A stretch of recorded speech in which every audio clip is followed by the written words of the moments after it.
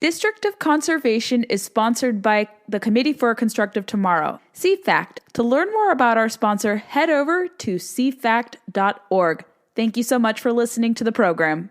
Welcome to District of Conservation. I am your host, Gabriella Hoffman. This podcast offers a sober examination into all things hunting, fishing, shooting sports, energy, environment, and the public policy surrounding it. And this podcast also specializes in original interviews that you won't hear elsewhere. Here's what I have for you today. Welcome to a special Wednesday episode of the podcast. I hope you guys are doing well. We are having some unseasonably warm weather in the DC metro area. My corner of the Beltway, Northern Virginia, it's in the 50s. Today, it's expected to go up to the 60s. I don't mind the mercurial weather because being from California originally, I still like sunshine. I am not privy to the cold or super bone chilling temperatures, but I don't mind that we're a little fickle and mercurial when it comes to weather. But more importantly, today I have a very quick episode on something that's been on my mind. I have a blog post now at Independent Women's Forum. There's going to be an accompanying social media video explaining this. And this is not to rag on Taylor Swift. I actually want to come to her defense and say, hey, be careful with the carbon offsets that you're buying because there's a lot of problems inset with those type of purchases. And here's why I want to convey this message. I know she likely won't hear it. I'm kind of ambivalent about her personally. I don't have feelings for her one way or another. She's super talented. Hey, she's a billionaire too. Kudos to that. And she's been criticized for her footprint for jet setting all over the world, especially in the last 3 months. She was heavily criticized for her travels of visiting her boyfriend, Travis Kelce. And it was just revealed by her team that they invested in carbon credits ahead of her really groundbreaking, record-setting Eras tour. I've had plenty of friends go to her shows this last year. They've gone to the movies to support her. And relatedly, I thought it was unfair that climate change was blamed for her concert in Brazil and the death of one of her fans. They were like, well, Taylor Swift ignores climate change and the catastrophe associated with it, therefore she's evil. So maybe that also factored into her team releasing this update that they invested in carbon offsets.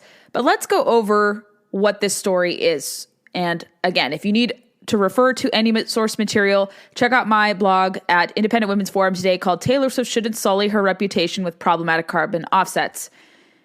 She's trying to shake off criticism she's received for her very voluminous carbon footprint for her private jet and all the travel she's made ahead of her time dating Travis Kelce of the Kansas City Chiefs, but more recently with her travels for her Eras tour. And it was revealed on Unilid last month that, according to her team, she purchased more than double the carbon credits needed to offset her all tour travel ahead of her March 2023 kickoff of her wildly successful Eras tour. Across the last 3 months, I believe it was from September to December, continuing from this report, that her trips in total produced about 138 tons of carbon dioxide emissions, which is comparable to or equivalent to energy consumed by 17 single-family homes a year. And prior to 2023, she was criticized, the Eras tour headliner and mega pop star, that she was the most polluting celebrity, according to a British site called The Yard Media. And they track footprints and carbon emissions of celebrities. And so she got a demerit from them for engaging in egregious behavior in their mind. Not my words, their words. And so she's had this pressure on her build up. I don't read into her very closely. I don't know her behavior. I know she throws Easter eggs and she really charms her fans and her fans read into all this type of stuff. But I don't know if she's self-conscious about this type of criticism. Maybe she is. And that is why her team decided to get carbon offsets. But as I wrote in IWF, to avoid bad blood with potential environmental allies, because she does have a tendency to become political. She hasn't really weighed into environmental causes yet. Wonder if she will, now that she's kind of been forced to say that she invests in carbon offsets. But she is turning to this carbon market, carbon offsetting system to atone for her egregious climate sins. There are little details as to which carbon offset firm, however, that she or her team went with to obtain their indulgences. Neither her team nor her record label, Universal, divulged whom they went to because, as it's currently understood, When you're buying carbon offsets or engaging in a voluntary carbon market, you're not at liberty to disclose these details. And if you don't know what carbon offsets are, they're tradable rights or certificates linked to activities that lower the amount of carbon dioxide in the atmosphere, as presented by MIT, and that's a source I cited. These certificates, in theory, are supposed to offset a buyer's CO2 emissions with an equal amount of CO2 reduction somewhere else. But oftentimes, the opposite effect results when these offsets are applied to projects, especially those in foreign nations. Now, regarding Ms. Swift's dalliance with carbon offsetting, the Wall Street Journal editorial board had a great observation in one of their op-eds recently, saying that carbon offsets don't significantly reduce emissions, but they do promote the illusion that a net zero world is possible. The op-ed and editorial continues like this: these privately issued credits let them pretend to be reducing emissions even when they're not. While the credits have a notional financial value, their primary purpose is to deflect criticism. And I've observed this here at CFACT, here on my podcast, and at IWF time and time again, especially as it relates to promoting environmental, social, and governance investing strategies and the related kind of socio-political movement that has resulted from ESG. ESG tenets are now found in budgets. They're found in environmental policy. They're found in this whole of government kind of approach we see from this Biden administration. It may not be overt, but there are tenets of it there. And I could point you to examples if you're interested, but they're there. And so this is part of the ESG movement in a sense, that corporations in particular are being pressured to track their emissions. They're pledging to support biodiversity projects. And they say that acceptable forms of obtaining a high score or being in the good graces of environmentalists is to offset their behavior or their perceived bad behavior through carbon offsets or by investing in carbon credits. This is a very common practice, even though ESG proponents themselves have said, well, you can't really offset your behavior with this. And I'm very glad to see that even they have much criticism about this practice, because when you lose these people, the practice is very questionable.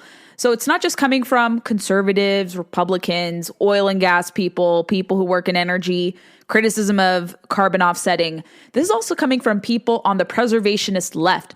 I cited a lot of them in this blog post for IWF, and I think it's important to cite it there. And one investigation I want to point you to, if you need some context and you're like, I don't trust you because of your politics, I'm going to cite you and send you to the New Yorker. They had a great investigation last fall, which exposed the carbon offsetting firm South Pole for engaging in very surreptitious, questionable practices to the tune of 3 million environmentally worthless credits that were sold to major companies like Nestle, Gucci, and BMW, and a few other very high-profile companies that could then say and declare that their products and services are, in essence, carbon neutral. That's what a lot of these companies do. They buy these credits, they buy these offsets to say, we're offsetting our bad behavior, we're offsetting our carbon emissions, therefore look at us engaging in this virtuousness when it comes to the environment. Similarly, as I point out in this blog post, Verra, a third-party verifier and carbon standard firm that is closely associated with South Pole, was similarly caught in deceptive practices with respect to rainforest credits that they were selling. And The Guardian in particular, magazine, who is very critical of anything that is not ESG friendly, for instance, said even in their report and investigation into Verra, this third-party verifier, that 94% of rainforest credits by this standard firm turned out to be phantom.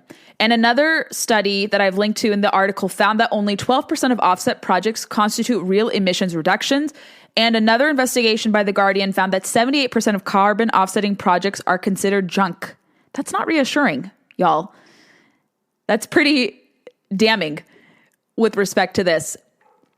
And it's not surprising that in early fall of last year, according to Reuters, that confidence in voluntary carbon markets has plunged to historic lows because they were a big thing when COVID started and when ESG investing started to ramp up and corporations and companies were saying, we're going to be investing in this because we're told to do this and we have to do this to, obfuscate what are real behaviors. And a lot of these companies do this, yet they still engage in very questionable activities, even contra ESG.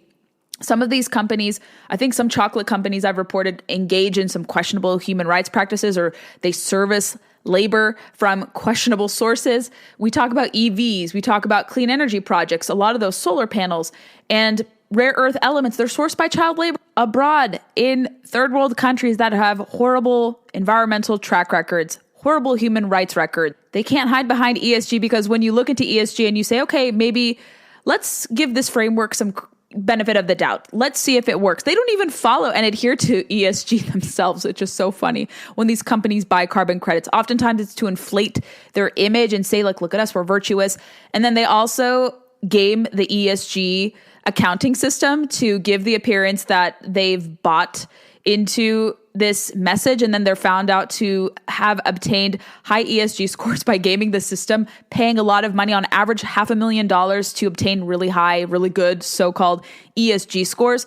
So there is a lot of very fraudulent kind of aspects to this, and I would say it does kind of amount to a scam the more you read into it. And let me bring this back full circle to Taylor Swift. She's a very smart woman.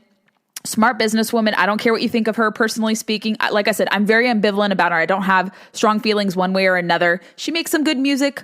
I'm not a diehard fan, but she's a smart marketer. She's a smart businesswoman. I don't know who consulted her to get carbon offsets. It just makes no sense. I know she's doing it to kind of like secure and shield herself off of criticism, because I know that's probably a big thing for her. She doesn't like the negative attention. She's very sensitive by all accounts to attention she garners. So I see why she did this. I don't blame her, but I think she will maybe reconsider in the future.